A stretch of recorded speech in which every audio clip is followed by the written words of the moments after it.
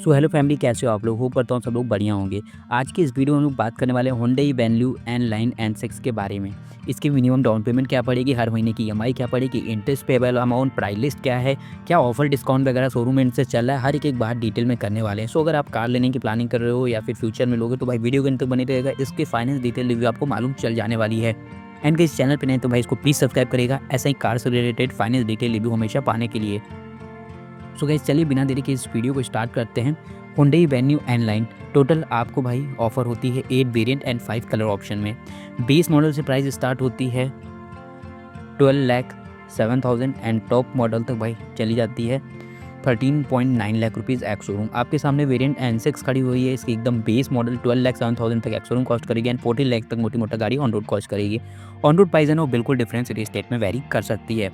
And इस product में आपको वही 998 सीसी 3 सिलेंडर वही 6 फेज 2 इंजन देखने को मिलता है, जहाँ पे 118 bhp की पावर है एंड 6000 आरपीएम पे एंड 172 Nm की टॉर्क मिलती है 4000 आरपीएम पे, जो कि आपको 17 से 18 किलोमीटर पर लीटर तक की माइलेज दे देती है। ये तो मैं इंजन थोड़ा सा आपको बता दिया कि आपके नॉलेज में रहे।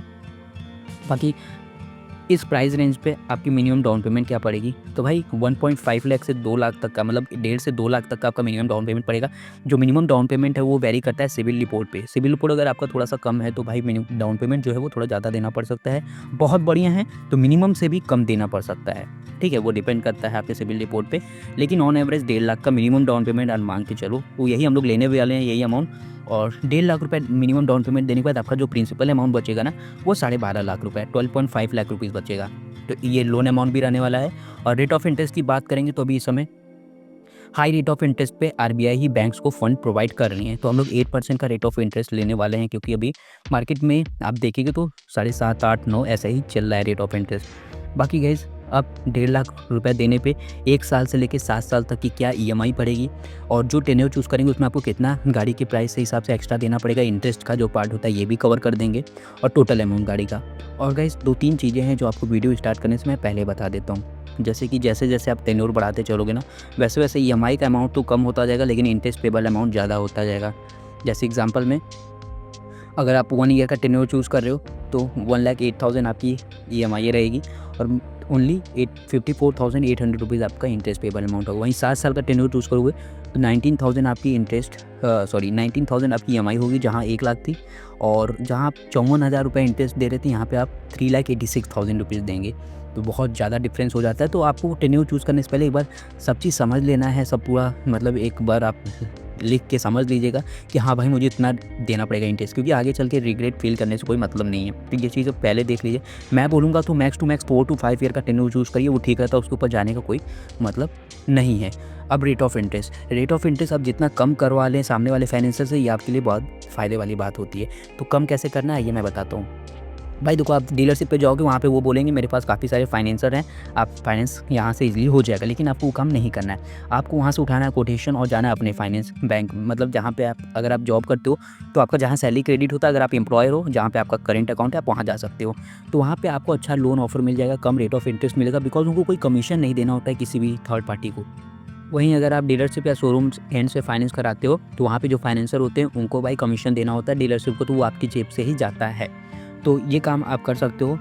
बाकी ये चीज़ें थी जो मुझे बताना ज़रूरी था, मैं आपको बता दिया।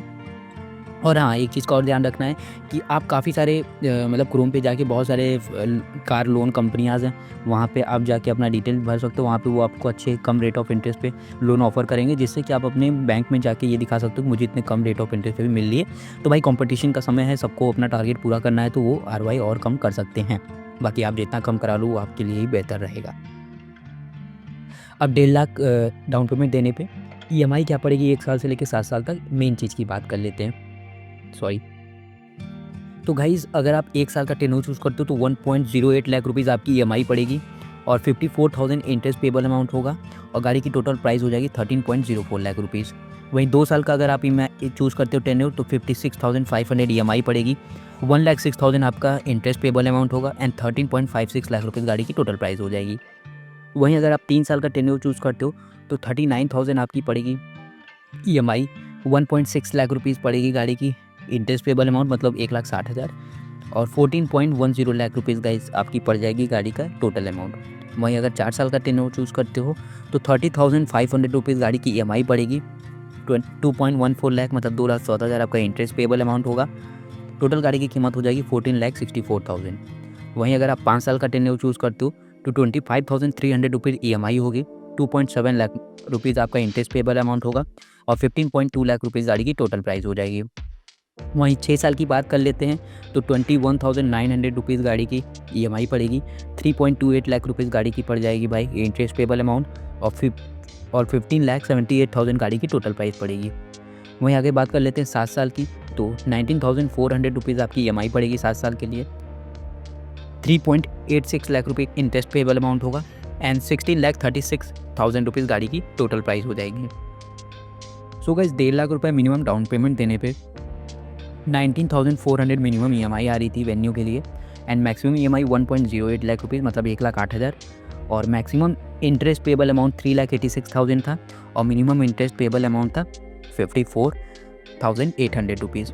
सो भाई ये तो फाइनेंस था। अब बात कर लेते हैं क्या क्या डॉक्यूमेंट नेसेसरी होंगे भाई इसको फाइनेंस कराने के लिए।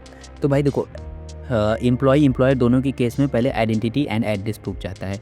आइडेंटिटी एड्रेस प्रूफ में आप Aadhaar card, pan card, ration card, driving license, passport दे सकते हो या फिर यूटिलिटी बिल में इलेक्ट्रिसिटी बिल, गैस बिल वगैरह दे सकते हो। देन आ जाता है सोर्स ऑफ इनकम, आपकी कमाई कहाँ से। अगर आप एम्प्लॉय हैं, जॉब करते हैं तो फॉर्म 16 सैलरी स्लिप आप दे सकते हैं जो कि आप अपने पोर्टल से जो आपको मोबाइल एप्लीकेशन होगा जो कंपनी के थ्रू दिया है वहाँ से आप डाउनलोड कर सकते हो या फिर HR में मेल करके ईजिली ले सकते हो। और अगर आप ITR फाइल करते हो अगर आप बिज़नेस करते हो तो ITR फाइल करते होगे तो इनकम टैक्स रिटर्न काफ़ी है भाई, वो आप दे सकते हो। जहाँ जॉब कर रहे हो उसकी जो ड्यूरेशन वो 3 महीने से कम है तो आपको लेटर ऑफ इंटेंट या फिर अपॉइंटमेंट लेटर भी देना पड़ सकता है। और भाई आपका जो एड्रेस प्रूफ था वो अगर आपका परमानेंट है मतलब जहाँ रह रहे हो और वही आधार कार्ड का है तब तो ठीक है, नहीं तो भाई रेंट एग्रीमेंट भी देना पड़ सकता है जहाँ आप रेंट पे रह रहे हो। फिर उसके बाद अगर बात कर लेते हैं भाई हम लोग आगे तो बैंक स्टेटमेंट दोनों ही कंडीशन में मैंडेटरी है। 3 to 6 मंथ का बैंक स्टेटमेंट जो कि ईजिली आप अपने पोर्टल से डाउनलोड कर सकते हो जिस भी बैंक का है, इंटरनेट बैंकिंग के थ्रू ई स्टेटमेंट, नहीं तो आप अपने बैंक में जाके वहाँ से रिक्वेस्ट कर सकते हो, वहाँ पे आपको स्टेटमेंट मिल जाएगा। फिर आगे बढ़ते हैं भाई हम लोग, तो ये स्टेटमेंट की बात हो गई थी। Passport size photo, cancel cheques और पहले से कोई लोन चला आ रहा है तो उसका NOC है तो आप दे सकते हो जो क्लियर हो चुका है। सो ये सब डॉक्यूमेंट्स थे। बाकी कोई भी फाइनेंशियल से फाइनेंस कर रहे हो एक बार चेकलिस्ट ले लो कि क्या क्या डॉक्यूमेंट मुझे देने पड़ेंगे। हाँ, कुछ डॉक्यूमेंट अगर आपके पास नहीं है तो अगर कंप्रोमाइज़ करने वाली चीज़ होगी तो वेब कंप्रोमाइज़ कर लेती है, कोई उसमें दिक्कत वाली बात नहीं है। सो गाइज़ ये था Hyundai Venue N-Line N6 का पूरा finance detail review. Minimum down payment क्या था, प्रिंसिपल अमाउंट, लोन अमाउंट, 1 साल 2 साल 3 साल ऐसे करते 7 साल तक की क्या EMI पड़ेगी, क्या उसमें इंटरेस्ट पड़ेगा और कितना चूज़ करना चाहिए, रेट ऑफ इंटरेस्ट कैसे बचा सकते हो, ये सब चीज़ें मैं आपको बता दी हूँ। होप करता हूँ आप सभी को वीडियो इन्फॉर्मेटिव और अच्छी लगी होगी।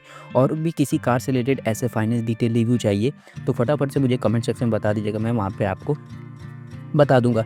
बाकी वीडियो अच्छी लगी इसको लाइक करिएगा। मिलता हूँ गाइस नेक्स्ट वीडियो के साथ। Till then take care, bye bye.